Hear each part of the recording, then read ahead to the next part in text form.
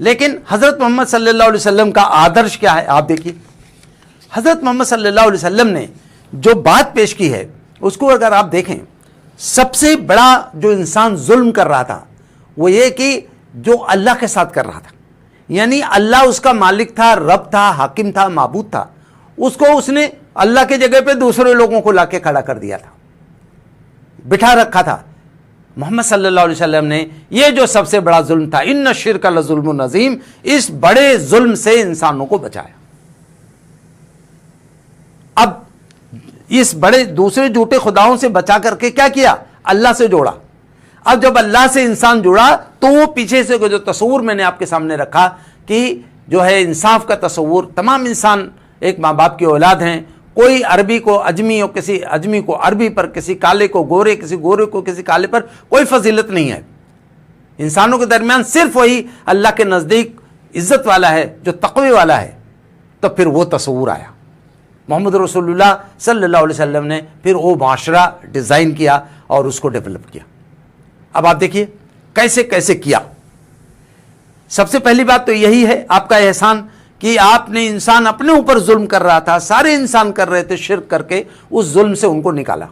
انسان کو اللہ نے بہت اونچا بنایا تھا، انسان خود اپنے کو ذلیل کر رہا تھا، اللہ سے اپنا رشتہ توڑ کر کہ جو چیزیں اس کی خدمت کے لیے بنی تھی، ندی ہے، جنگل ہے، پہاڑ ہے، جانور ہیں، پھر ان کے سامنے جھک رہا تھا.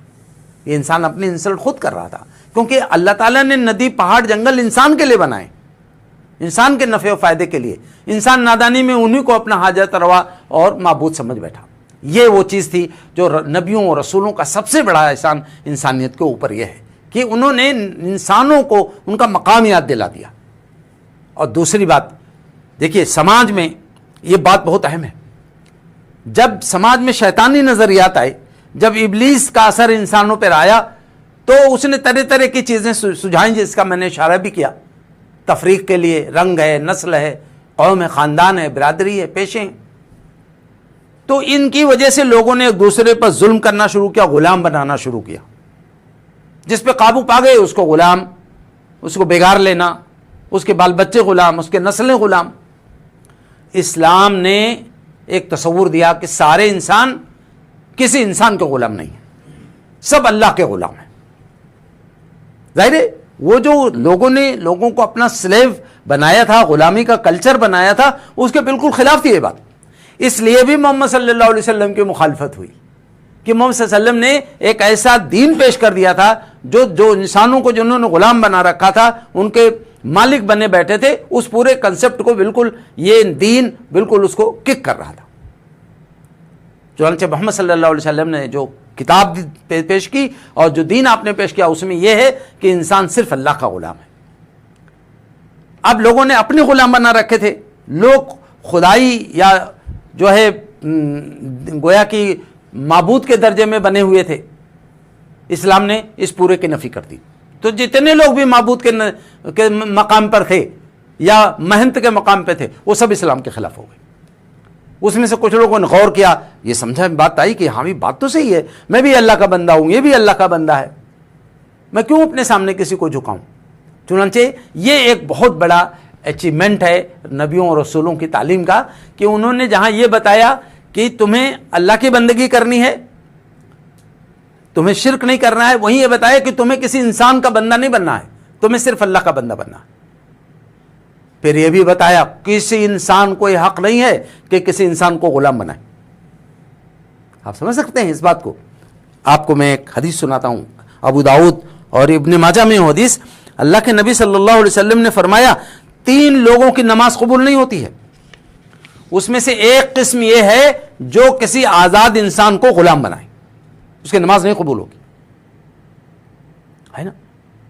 اور پھر دیکھیے کہ رسول کے تربیت یافتہ صحابہ نے کیا کیا. حضرت عمر رضی اللہ عنہ کے زمانے میں ایران سے مسلمانوں کا ٹکراؤ ہو گیا. رستم کے دربار میں حضرت عمر کے نمائندے ربیع ابن عامر رضی اللہ عنہ ہو گئے. ان کے تلوار کو نیام بھی نہیں میسر تھی، لوگ ان کو دیکھ کے ہنسنے لگے. لیکن انہوں نے جو باتیں جا کے کی، پوچھا رستم نے کہ بھئی تم لوگ کیوں یہ پوری دنیا میں نکل پڑے ہو عجیب و غریب انداز میں، کیا چاہتے ہو؟ تو انہوں نے جو الفاظ ہیں ان کے، انہوں نے جو پہلا جملہ کہا، انہوں نے کہا ہم اس لیے نکلے ہیں تاکہ اللہ کے بندوں کو بندوں کی غلامی سے نکال کر اللہ کی غلامی میں لے جائے. کتنا جامع بات ہے. اللہ کے بندوں کو بندوں کی غلامی سے نکال کر اللہ کی غلامی میں لے جائیں. کیا رستم نہیں سمجھ رہا بات یہ کیا کہہ رہا ہے؟ دوسرا جملہ انہوں نے کہا تاکہ اللہ کے بندوں کو دنیا کی تنگیوں سے نکال کر آخرت کی وسعتوں میں لے جائیں. اللہ کے بندوں کو جو دوسرے ادیان ہیں، یہ بات ڈائریکٹ کہہ رہے تھے، وہ دوسرے ادیان یا دین اور جو مذہب ہے دوسرے، ان کے ظلم اور جور سے نکال کر اسلام کے نظام عدل میں لے آئیں. وہاں بھی بات ہو رہی، بات جنگ ہونے والی ہے. اگلے دن رستم کے اس پورے محل کو اڑا دیا مسلمانوں نے، لیکن جو اصل بات تھی وہ پیش کی انہوں نے. جانے لگے لوگ، ہنسنے لگے. ان کو مٹی کا ایک ٹوکرا ان کے سر پہ رکھ دیا. انہوں نے کہا کہ یہ تو بہت اچھے سگنل ہے کہ تم نے اپنی مٹی خود ہی ہمارے حوالے کر دی. اس کی بات کے بارے میں رستم نے اس کے جملے نقل ہیں. اس نے کہا یہ مت دیکھو کہ یہ کس طرح سے باتیں کر رہا ہے، یہ دیکھو کہ بات کیا کہہ رہا ہے. وہ سمجھ رہے تھے کہ کیا ہونے والا ہے. تو یہ بنیادی بات ہے جو شاید انسانوں نے جو غلام بنایا تھا، ان سے محمد صلی اللہ علیہ وسلم کے امتیوں کو جو کام کرنا تھا کہ انسانوں کی غلامی سے نکالنا. اسلام میں توحید، رسالت اور آخرت کی دعوت کے بعد، اللہ کے آگے سر جھکانے کے بعد سب سے بڑا کام یہی تھا کہ انسانوں کی غلامی سے نکالنا. چنانچہ آپ دیکھیں کہ یہ وہ چیز ہے جو جب تک اسلام کے ماننے والے حکمراں اپنے اصولوں پہ قائم رہے، انہوں نے یہ کام بہت اچھے انداز میں کیا. میں اس کی ایک مثال دے رہا ہوں. آپ دیکھیے کہ ایک بلیک ہیں حضرت بلال رضی اللہ عنہ. وہ خود کہتے ہیں مدینے میں جب آئے تو کہتے ہیں کہ میں کعبے کے قریب سے نہیں گزر سکتا تھا، میں کعبے کو چھو نہیں سکتا تھا. لیکن جب ایمان لائے، مکہ فتح ہوا، اللہ کے نبی صلی اللہ علیہ وسلم سے کہا یا رسول اللہ، اسی کعبے کے چھت پہ چڑھ کر کے اذان کرنی چاہتا ہوں. وہ چڑھ گئے اور کعبے کے چھت پہ چڑھ کے اذان کہنے لگے. مکے کے بڑے بڑے رئیس چلانے لگے کہ محمد اچھا ہوا عتبہ مر گیا، شیبہ مر گیا، ابو جہل مر گیا، ورنہ بلال و کعبے کی چھت آج تو نہ جانے کون سی قیامت برپا ہو جاتی. یہ ہے اسلام، یہی بلال ہیں. آپ کو میں بہت ادب کے ساتھ گزارش کروں گا، یہ بات سمجھنے کی ضرورت ہے. یہ حضرت بلال ہے. ایک موقع پر بڑے بڑے سرداران عرب بیٹھے ہوئے تھے. کسی نے کہا امیر المومنین حضرت عمر سے بلال آئے ہیں. حضرت عمر فوراً اپنے دفتر سے نکلے، سیدھے چلے گئے باہر اور ان کو پکڑ کے موانقہ کیا، ہاتھ پکڑ کے لے کے گئے. کچھ اس میں سے سرداران بول پڑے کہ ہم تو سرداران عرب میں بیٹھے رہ گئے اور ایک کالے غلام کو اندر لے لیا گیا. حضرت عمر نے سن لیا، باہر آئے، کہ خدا کی قسم تم بلال کے مرتبے کو نہیں پہنچ سکتے. حضرت عمر اپنے دربار خلافت میں بیٹھے ہوئے تھے. حضرت خباب آ گئے، یہ بھی غلاموں میں سے تھے. یہ ہے وہ چیز میں آپ سے صاف کہنا چاہتا ہوں. جب مسلمان اپنی پوری اس دعوت کے ساتھ، طاقت کے ساتھ بھی جب پھیلے نا دنیا میں، اس بات نے دنیا کو متاثر کیا. اللہ کے صحیح اور پاکیزہ تصور نے اور انسانوں کے تئیں اسلام کے حکمرانوں کے رویے نے. حضرت خباب آئے تو ایک حضرت عمر نے ایک بہت خوبصورت سا موٹا سا گدا بنا رکھا تھا. انہوں نے اپنا بیٹھے رہے اپنی جگہ پر، ان کو گدا پیش کیا بیٹھنے کو. وہ بیٹھے رہے، جب تک بیٹھے رہے تھوڑی دیر میں وہ چلے گئے. انہوں نے اٹھا کے اسے رکھ دیا. لوگوں نے کہا امیر المومنین خباب کی بڑی توقیر ہوئی.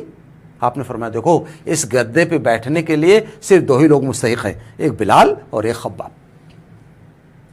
تو یہ وہ چیز ہے جو اسلام نے دیا. آپ سمجھ سکتے ہیں کہ یہ جس معاشرے میں انسان کو غلام بنائے ہوئے تھا، اس معاشرے میں جب یہ نمونہ اس خلیفہ نے پیش کیا ہوگا جس کی حکومت 3 بر اعظموں میں تھی، کیا گزرا ہوگا لوگوں کے دلوں پر. اور جب یہ باتیں پھیلی ہوں گی تو معاشرے میں کون سا احساس جاگا ہوگا. یہاں آپ سے میں عرض کر دوں کہ اللہ تعالیٰ نے معاشرے میں جتنے بھی لوگوں کو دبایا گیا تھا، کچلا گیا تھا، ان کو استحصال ہو رہا تھا، اس میں ایک عورت بھی تھی. عورت باقاعدہ خریدی بیچی جاتی تھی، غلام بھی خریدے بیچے جاتے تھے. جیسے پراپرٹی بٹتی ہے ایسے عورتیں بٹ جاتی تھیں اپنے شوہر کے انتقال کے بعد. لوگ سوتیلی ماؤں سے شادی بھی کر لیتے تھے. اسلام نے آ کے عورت کے اس تقدس کو بحال کیا. وہ عورت جو لڑکی پیدا ہوتی تھی اس کو زندہ دفن کر دیا جاتا تھا، اس کو جینے کا حق دیا. قریب لوگ کہتے ہیں کہ 300 سے کے آس پاس لڑکیوں کو آپ نے زندہ دفن ہونے سے بچایا. آپ جا کے کہہ دیتے کہ اس کو بچی پیدا ہوگی تو مت مارنا، مجھے دے دینا، میں پال دوں گا اسے۔ یہ تصور اسلام نے پیش کیا۔ آپ سمجھ لیجئے کہ جہاں آپ صلی اللہ علیہ وسلم نے فرمایا کہ جس کی 3 بیٹیاں ہیں اور اچھے انداز میں تعلیم و تربیت کر کے رخصت کر دیا، وہ جنت میں میرے ساتھ ایسا رہے گا۔ فرمایا کہ سائل نے پوچھا یا رسول اللہ اگر کسی کے 2 ہی ہیں؟ آپ نے فرمایا وہ بھی۔ راوی کہتے ہیں اگر کسی نے پوچھ لیا ہوتا کہ اللہ کے رسول کسی کے ایک ہی ہے تو شاید حضور کہہ دیتے وہ ایک بھی۔